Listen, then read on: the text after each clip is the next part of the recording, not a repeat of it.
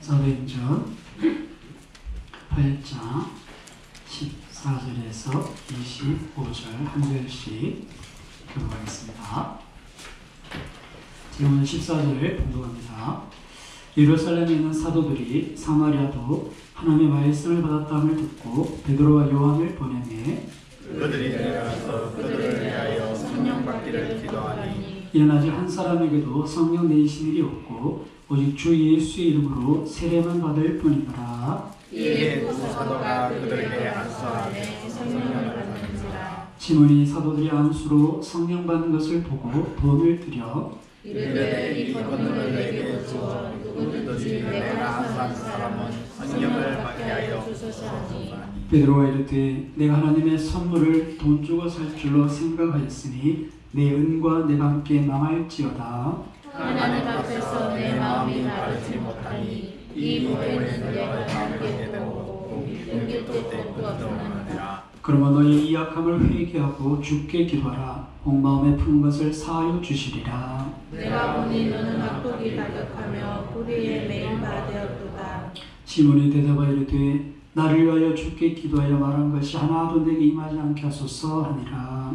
두 사도가 주의 말씀을 전하여 말한 후 예루살렘으로 돌아갈새 사마리아에 있는 여러 마을에서 복음을 전하니라. 아멘. 할렐루야. 아멘. 베풀이 인사하겠습니다. 하나님께서 함께 하십니다. 또 이 한 주간 예배를 시작한 이 한 주간에 주님께서 함께 하시는 해가 여기 있었으면 합니다. 오늘은 베드로와 요한이 사마리아로 간 이유라는 제목으로 우리가 지금 작년부터 지금 계속해서 구약부터 지금 사도행전까지 왔는데요. 오늘 그 이유에 대해서 한번 살펴보도록 하겠습니다. 우리가 지금 사도행전을 살펴보고 있습니다. 교회의 폭발적인 그런 성장, 성령의 강림 위에 베드로의 회개를 통해서 3,000명씩 돌아오는 이런 놀라운 이렇게 교회 역사가 있습니다. 그런 가운데 교회의 핍박이 시작이 되고 교회가 흩어지면서 복음이 전파되게 됩니다. 하나님께서는 이 교회를 세우시고 나서 교회가 유다와 사마리아 땅끝까지 전해지길 원하셨죠. 근데 교회가 폭발적으로 성장하면서 교회 이렇게 함께 모여서 가족 같은 공동체를 이루다 보니까 아마 거기에 이렇게 좀 안주해 가지 않나 그런 생각을 이렇게 해보게 됩니다. 그런 가운데 예기치 않은, 아니 어쩌면 예견될 수도 있겠지만 굉장히 이렇게 급박스럽게 핍박과 함께 교회가 흩어지게 됩니다. 이런 가운데 오늘 본문을 보시면 우리가 그 앞부분에서 살펴볼 수 있는 것처럼 이 복음이 전파되는 과정, 이렇게 흩어져가는 가운데 이제 복음을 전하는 그런 일들을 이렇게 볼 수 있는데요. 우리가 읽지 않았지만 이 4절 말씀을, 8장 4절 말씀을 한번 같이 봉독해 보겠습니다. 8장 4절입니다. 그 흩어진 사람들이 두루 다니며 복음의 말씀을 전할세. 아멘.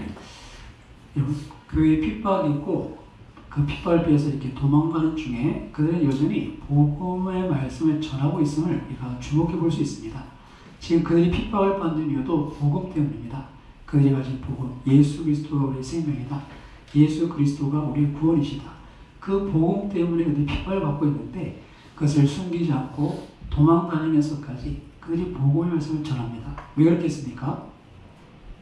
왜 그들이 그렇게 그 복음 때문에 핍박을 받고 그것 때문에 지금 도망을 다녀야 되는데 그럼에도 불구하고 왜 이 복음을 전하겠습니까? 그들이 믿는 바 이 복음은 모든 믿는 자에게 구원을 주시는 하나님의 능력이 되기 때문입니다.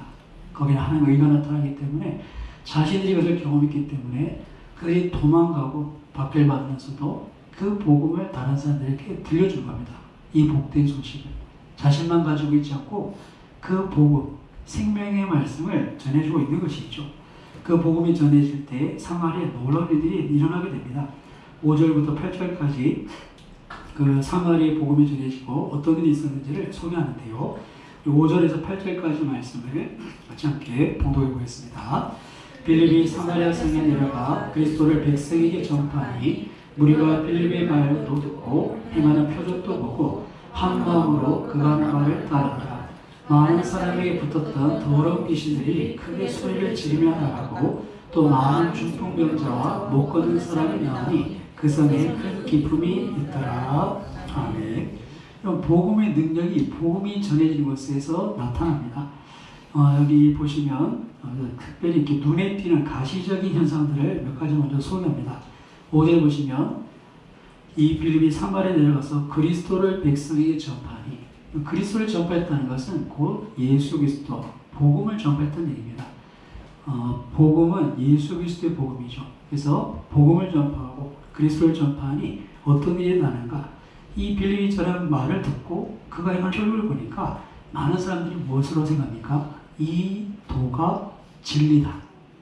저 빌립이라는 사람이 전해주는 그 복음은 거짓이 아니다. 그러니 많은 사람이 따르게 됩니다. 그러니 그 복음을 받아들였을 때 실제로 보시면 귀신도 쫓겨나가고 중풍병자나 못 걷는 사람, 이건 불치병입니다. 그냥 고칠 수 있는 병이 아니라 중풍병, 못 걷는 사람, 이것은 불치병이죠. 불치병 환자들이 낫는다는 겁니다.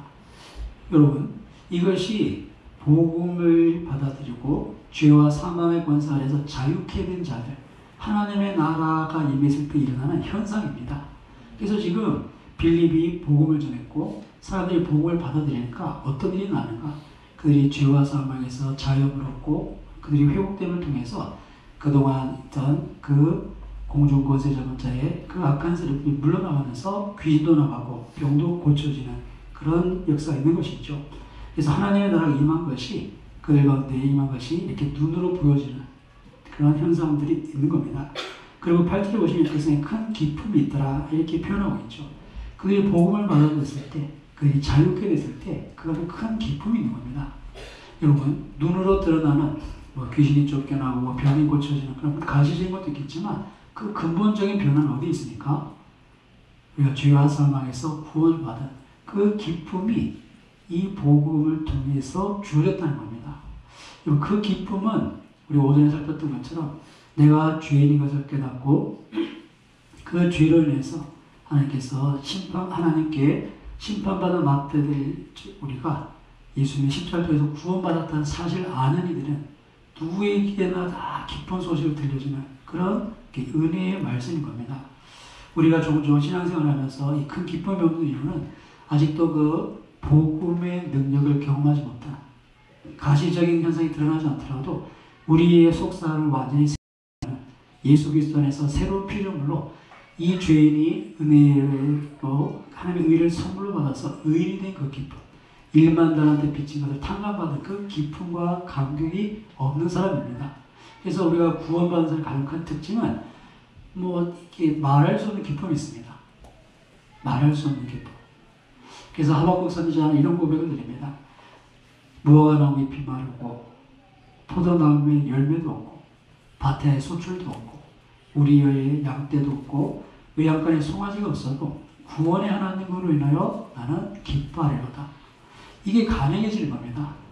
여러분, 이 하박국 선지자의 고백은 그냥 단순히 좀 살기는 정도가 아니라 아예 먹고 살 형편이 전혀 안 되는, 그래서 무화과, 포도, 그래서 가을에는 이게 5개 대표적인 과일이고 밭의 소출은 밀과 보리, 봄에 나오는 곡식입니다.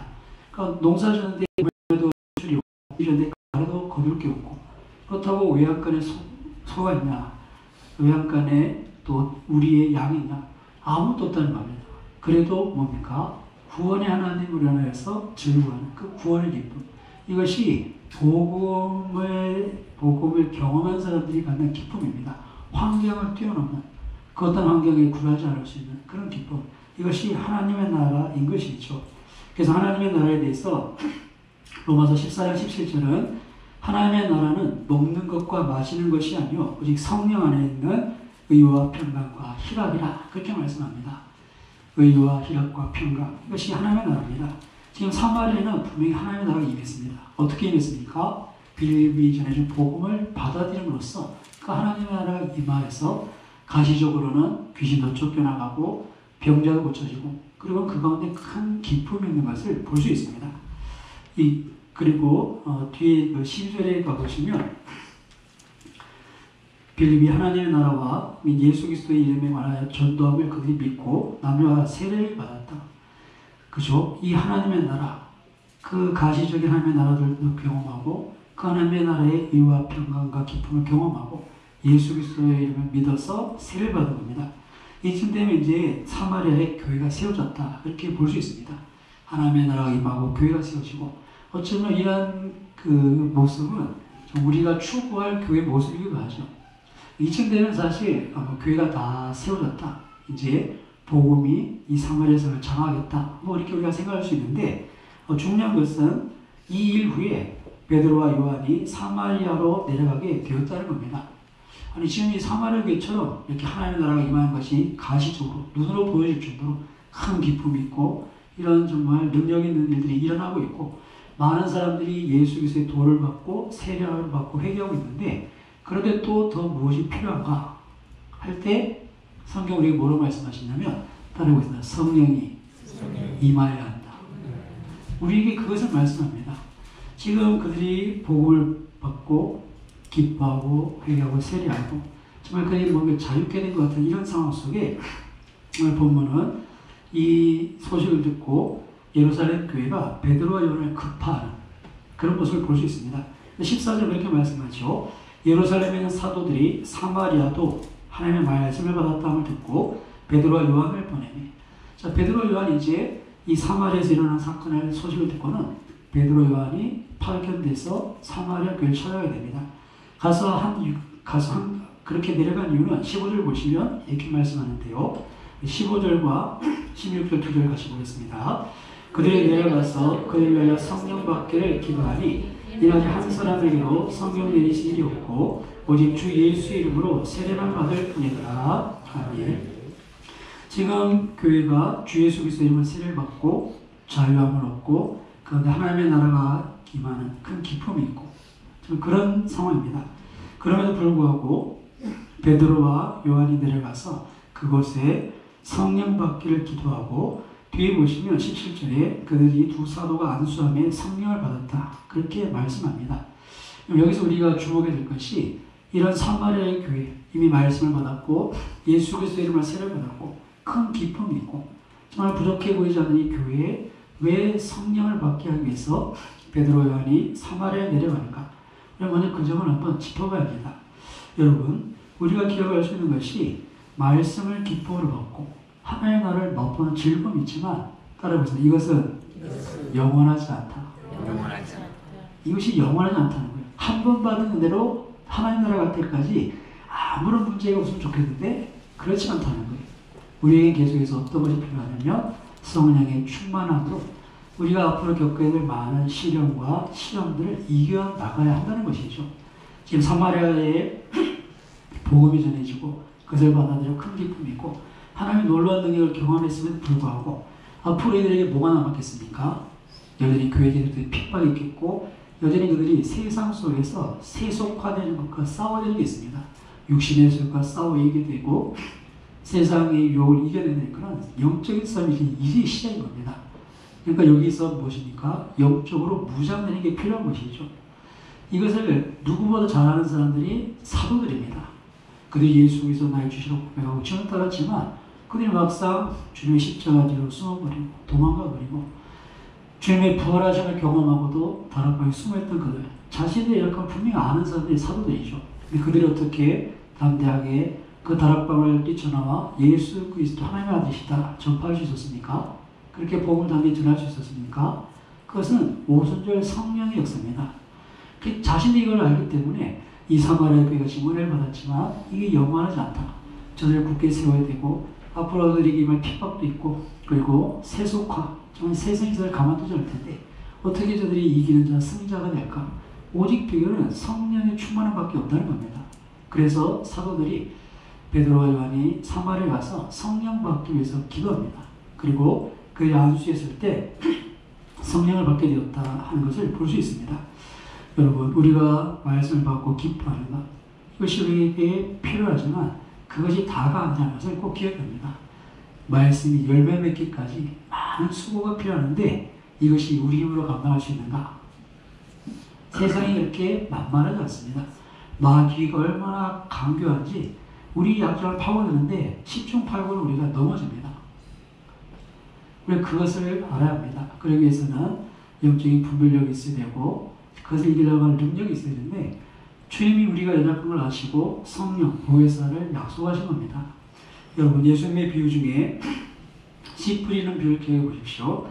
말씀을 받았을 때 기쁨으로 받았던 사람들에 대해서 예수님은 어떤 밭으로 표현합니까? 돌짝밭이라고 얘기합니다. 말씀을 받을 때 기쁨을 받는 것은 좋은 밭이 아닙니다.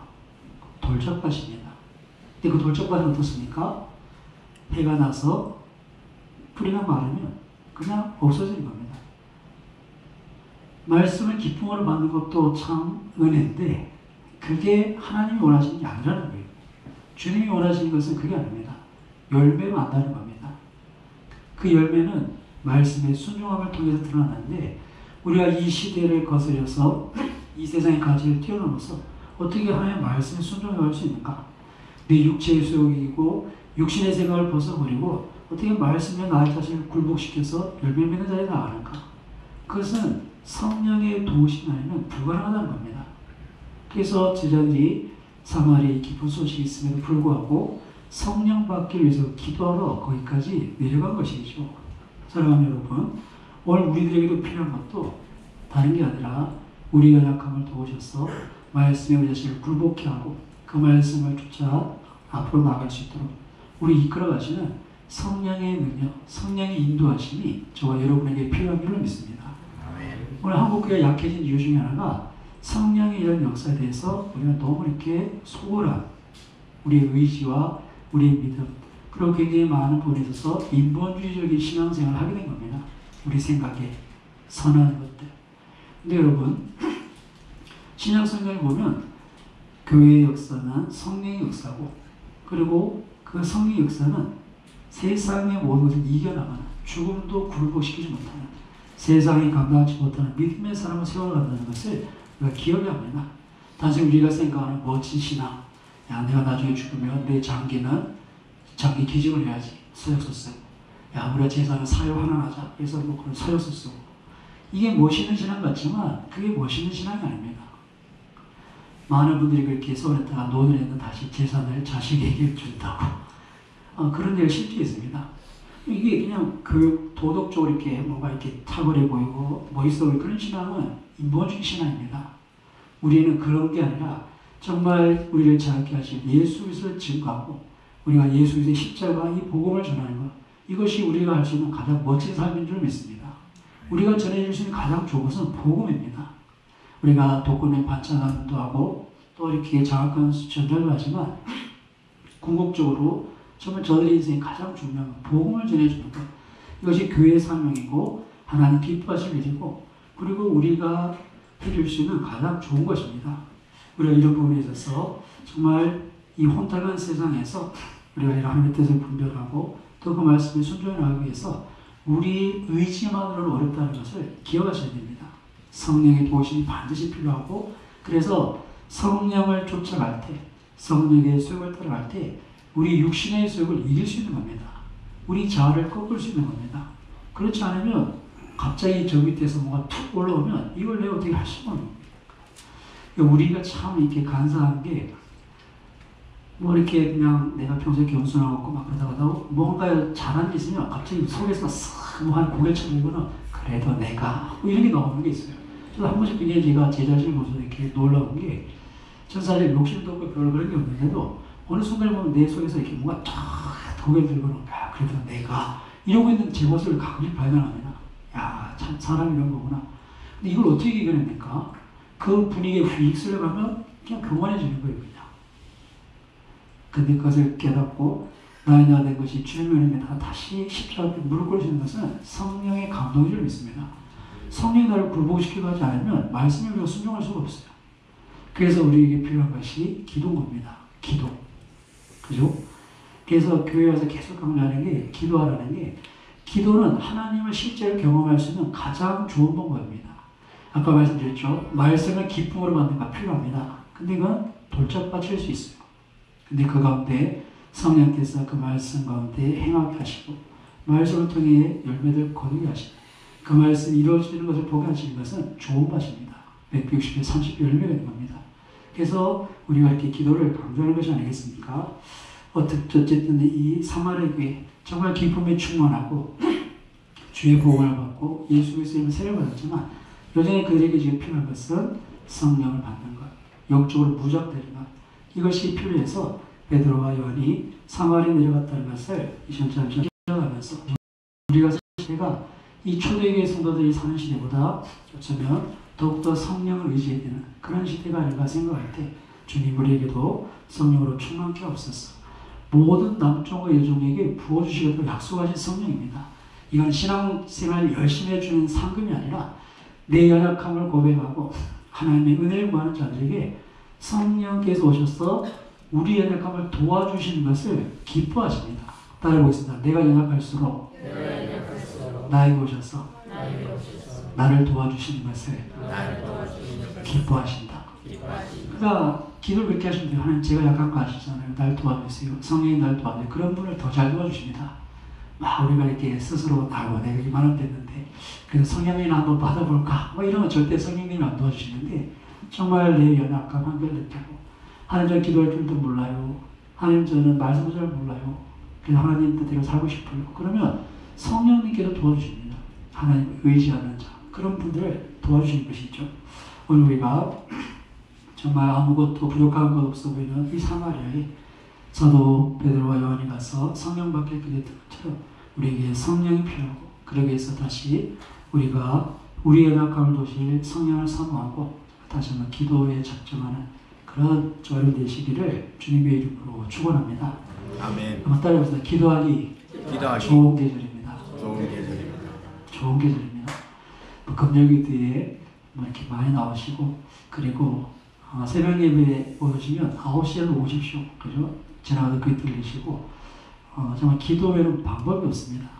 그래서 여러분들에게 제가 기도를 쭉 하는데 마지막에 하나 더 기도하는 게 이게 있습니다. 특별히 기도하는 분들에게 응답해 주셔서 기도하는 분들을 통해서 하나님의 은혜를 나타내 주셔서 제가 죄송하지만 기도하는 분들을 위해서 하나 더 기도합니다.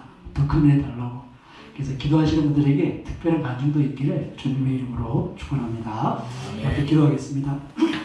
하나님 우리에게 먼저 이 사마리아 성에 있던 복음을 통한 큰 기쁨을 주시고 우리를 그곳에만 머물지 않고 성령 우리에게 함께 하셔서 이제는 우리가 가야 할 삶을 능히 감당토록 우리의 연약함을 도와주시옵소서. 주의 약속하신 성령 우리를 새롭게 하옵소서. 무엇보다 우리의 죄가 있으면 거룩하신 성령께서 역사하지 않습니다. 우리의 죄를 자복하고 회개하시고 이 한 주간 주님 주께 붙들려 살기 원합니다. 같이 성령의 인도하실 때를 기도하시고 한번 기도하겠습니다. 참 좋으신 주님 감사합니다. 우리가 주님 앞에 나를 예배하며 주의 이름을 부르고 다시 우리의 마음을 하나님께로 돌이켜 우리 하나님의 거룩하신 뜻을 받들게 하심을 감사합니다. 성령이여 이 시간 오셔서 우리의 마음과 생각을 다스려 주시옵소서. 이 약한 세대 가운데 하나님의 거룩한 뜻을 분별할 수 있게 하시고 그 길이 생명의 길이요 그 길이 진리임을 깨닫게 하셔서 마음을 다하고 힘을 다해서 우리가 그 길을 걸어갈 수 있도록 합니다. 주님 우리의 연약함을 도와주시옵소서. 성령님 우리의 연약함을 도와주시옵소서. 늘 그 말씀 생각을 해주시고 우리의 마음을 강화 감동하셔서 아버지 하나님 원하시는 뜻대로 살도록 주님 우리의 오직과 선한 길을 쫓아나가도록 우리를 인도하여 주시옵소서. 세상에 짚은 우리의 마음들 그 가운데서 다시 우리의 죄를 깨끗게 하시고 하나님의 소망을 두게 하시며 무엇보다 하나님 우리와 함께 하신 하나님의 역사를 바라보며 주께서 나와 함께 계시다고 믿음으로 고백하며 우리에게 주신 삶을 감당뿐 아니라 내 힘에 내 능력 내 연약함과 내 한계를 위해서는 생기지 않게 하옵소서. 주께서 함께 하시는 복된 생명을 주시옵소서. 이 시간 믿기 쉽게 맡깁니다. 무엇보다 하나님 우리 생활에 못한 죄가 있습니다. 주님 우리의 죄를 용서해 주시옵소서. 우리의 죄를 주 앞에 내어놓습니다. 십자가의 피로 다시 기껏 깨주시고 세에서 자유케 해주시옵소서. 모든 의무들과 모든 도덕과 큰 것들아 예수 그리스도의 피로 이 죄를 사셨으니 너는 묶음을 보다 떠나갈지어다 떠나갈지어다. 주님 우리를 자유케 하시고 정말 거룩한 기쁨으로 즐거움으로 하나님 우리의 주신 정말 감사합니다. 우리의 삶의 자리 가정에서 직장 모임에서 하나님 아버지와 함께 하시는 우리가 주님 우리를 통해 이루어져 주실 뜻을 이루어 감사합니다. 성령의 도와주시옵고 성령의 인도 주시옵소서. 하나님 우리와 함께 주시옵소서. 주님 감사합니다. 아버지 하나님 감사합니다. 주님 우리 새롭게 주옵소서. 지금도 살아계셔서 우리 가운데 역사하시는 주님, 우리가 이 시간 주 예수 그리스도의 힘입어 하늘 앞에 나 예비하고 다시 우리에게 역사된 성령을 성하며 주 앞에 기도합니다. 우리의 낙함하시오니 우리를 불쌍히 여겨주시고 주님 우리의 허물 거짓을 용서하여 주시되 주님 이 한 주간 우리에게 주신 새로운 기회인 줄 믿습니다. 믿음으로 나아갈 수 있도록 인도해 주시고 우리가 정말 말씀을 쫓아 사는 동안 하나님께서 나와 함께 하심을 경험하는 이 사마리아에 임했던 큰 기쁨이 함께하는 우리의 삶이 되게 하여 주시옵소서. 다음 주 앞에 예배할 때 우리가 큰 기쁨으로 예배하며 주님으로 즐거운 복된 시간들을 소망하고 이 모든 말씀 우리 주 예수 그리스도의 이름으로 기도드립니다. 아멘. 예, 옆에 분에게 또 인사드리겠습니다. 기도하기 좋은 때입니다. 저를 위해 기도해 주세요. 계속 전해드리겠습니다. 대신방 이렇게 받기 원하시는 가정은 시간을 정해서 연락 주시기 바랍니다. 다음 주 1년 전대 확인해 보겠습니다. 많은 기도 부탁드리겠고요. 학습세례 문화 신청, 또 문답 공부와 문답당의 시간 일정을 확인해 주시기 바랍니다. 노방 전도에도 많이 참석해 주시고 이동규 원사님 또 이렇게 많은 또 연락 좀 부탁드리겠습니다. 이번 주부터 수요 신방이 시작됩니다. 신방되면 10시 반까지 교회에 오시면 됩니다. 독자 집사님, 준지 집사님 수요일 10시 반, 9시 반에 오시면 안 되고 너무 일찍 오지 마시고 우리 같이 찬양되겠습니다. 평안한 대표님이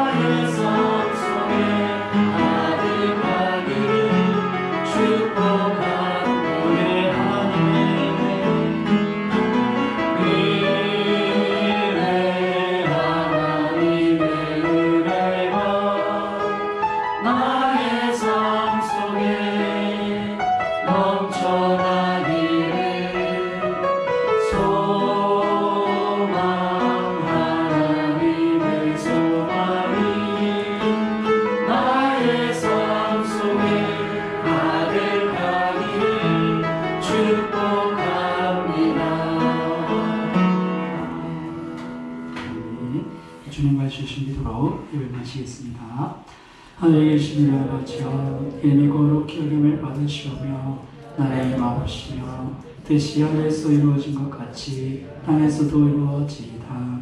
오늘날 우리에게 일용할 양식을 주옵시고 우리가 우리에게 죄 지을 때를 사해준 것 같이 우리 죄를 사하여 주옵시고 우리를 시험에 들게 하지 마옵시고 다만 악에서 구하옵소서. 대개 나라와 권세와 영광이 아버지께 영원히 싸움나이다. 아멘.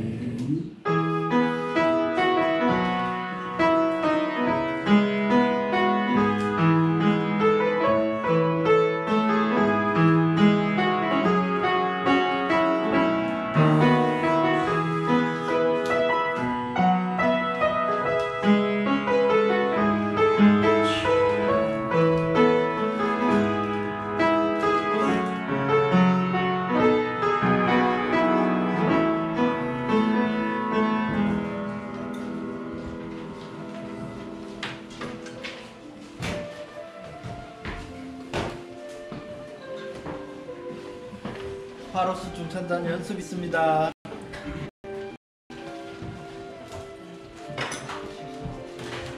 성경 공부하는 10분 뒤에 저곳에 모여 있습니다.